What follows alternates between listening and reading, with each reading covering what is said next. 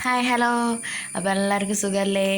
അപ്പോൾ ഇന്ന് ഞാനിപ്പോൾ ട്രെൻഡിങ് ആയിട്ട് ഓടിക്കൊണ്ടിരിക്കുന്ന ഒരു ചൈനീസ് പൊറോട്ട റെസിപ്പി ആയിട്ടാണ് വന്നിരിക്കുന്നത്. അപ്പോൾ കൂടുതൽ സസ്പെൻസ് ഇടുന്നില്ല, അപ്പോൾ വീഡിയോയിലേക്ക് കിടക്കാം.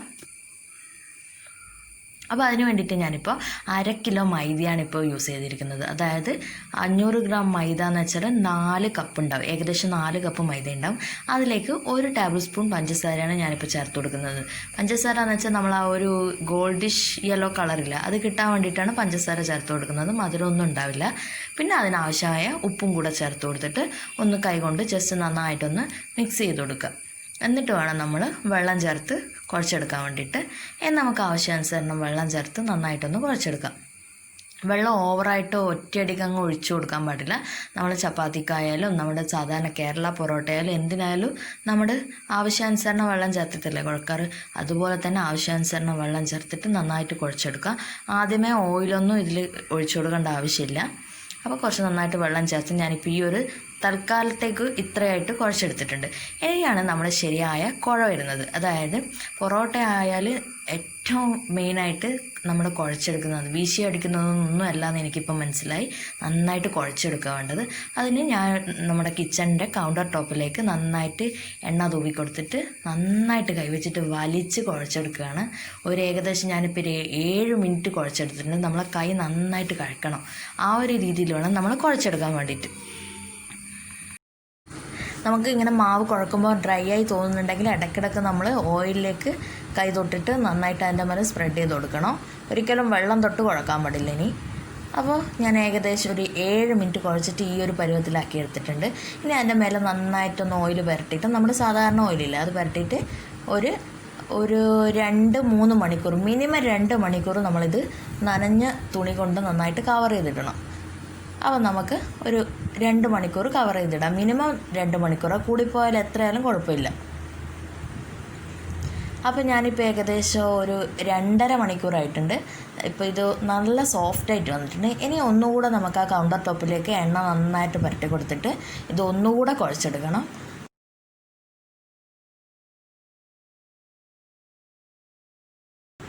അപ്പോൾ ഞാൻ പിന്നെയും നന്നായിട്ട് കുഴച്ചെടുത്തിട്ട് ഒരു ബോളാക്കിയിട്ട് വെച്ചിട്ടുണ്ട്. ഇനി ഒന്നും കൂടെ ഓയിൽ നന്നായിട്ട് അതിൻ്റെ മേലിൽ പുരട്ടി കൊടുത്തിട്ട് നന്നായിട്ട് റോൾ ചെയ്തെടുക്കുകയാണ്. നമുക്കിതിനെ പോർഷൻസ് ആക്കേണ്ടിയിട്ട് ഞാനൊന്ന് എളുപ്പത്തിനായിട്ട് റോൾ ചെയ്തെടുത്തിട്ട് ഇങ്ങനെ ഒരു നീളത്തിലുള്ള റോളാക്കി എടുത്തിട്ടുണ്ട്. ഇനി ഞാൻ അതിനെ ഈക്വൽ പോർഷൻസ് ആയിട്ട് ഒന്ന് കട്ട് ചെയ്തെടുക്കുകയാണ്.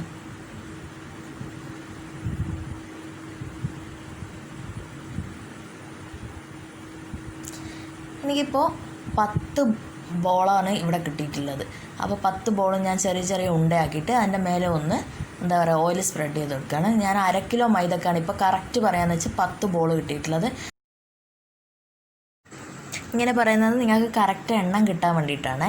അപ്പോൾ അതൊന്ന് ഓയിൽ സ്പ്രെഡ് ചെയ്ത് ഇനി നനഞ്ഞ തുണി കൊണ്ട് ഒരു 15 മിനിറ്റ് റെസ്റ്റ് ചെയ്യും.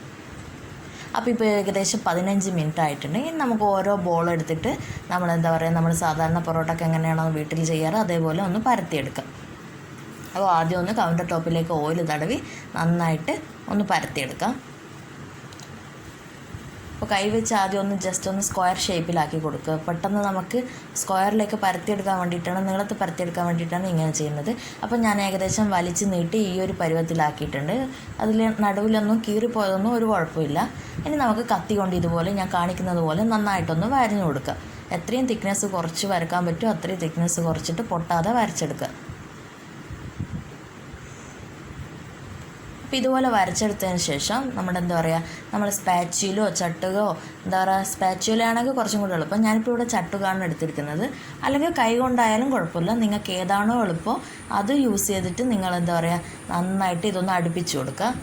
അപ്പോൾ അടുപ്പിച്ചിട്ട് ഏകദേശം ഞാനിപ്പോൾ ഈ ഒരു രീതിയിലാക്കി എടുത്തിട്ടുണ്ട്. ഇനി അതിൻ്റെ മേലേക്ക് ഒന്ന് ഓയിൽ സ്പ്രെഡ് ചെയ്ത് കൊടുക്കുക. ഓയിൽ നന്നായിട്ട് പുരട്ടി കൊടുക്കുക.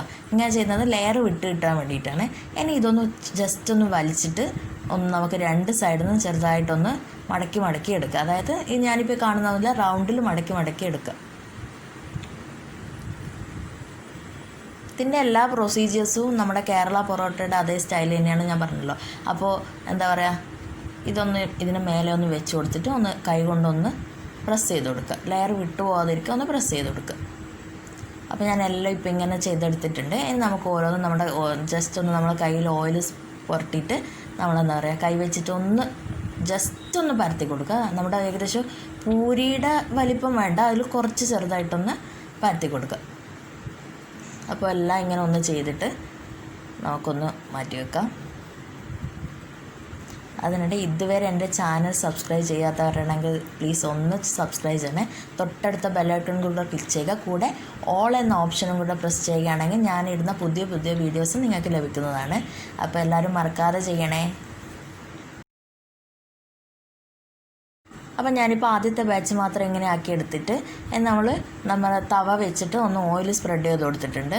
ആദ്യം ഹൈ ഫ്ലെയിമിൽ വെക്കുക. പിന്നെ നമ്മുടെ ഈ പൊറോട്ട ഇട്ട് കൊടുക്കുന്നതിനനുസരിച്ചിട്ട് നമ്മൾ തീ കുറച്ച് വെക്കുക. കുറവ് തീ വെക്കാൻ പാടില്ല. കാരണം എന്ന് വെച്ചാൽ നമ്മൾ പെട്ടെന്ന് ഇത് വെന്തിട്ടില്ല. ഉള്ളു നന്നായിട്ട് വെന്ത് കിട്ടാൻ കുറച്ച് സമയമെടുക്കും. പക്ഷേങ്കിൽ ഹൈ ഫ്ലെയിമിലും വെക്കാൻ പാടില്ല, ലോ ഫ്ലെയിമിൽ വെക്കാൻ പാടില്ല. ലോ ഫ്ലെയിമിലാകുമ്പോൾ ഒരുപാട് സമയമെടുക്കും.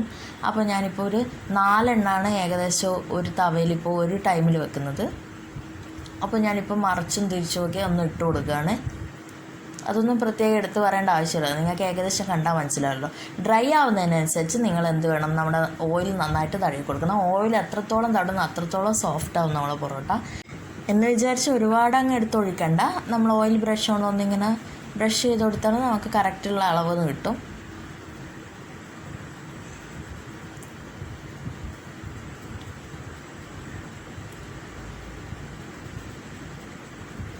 അപ്പോൾ ഇപ്പോൾ ഞാൻ മറിച്ചും തിരിച്ചും ഒക്കെ ഇട്ടിട്ട് നമ്മുടെ പൊറോട്ട റെഡിയായി വന്നിട്ടുണ്ട്. ഓരോന്നെടുത്ത് ഞാനിപ്പോൾ മാറ്റുകയാണേ.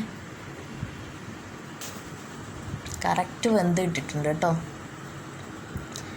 ഇനിയാണ് നമ്മുടെ അടുത്ത പരിപാടി. എന്താ വെച്ചാൽ നമ്മൾ ഒന്ന് അടിച്ചു കൊടുക്കുക. പൊറോട്ട അടിച്ചു കൊടുക്കലാണല്ലോ മെയിൻ പരിപാടി. അത് അടിച്ചു കൊടുക്കുക.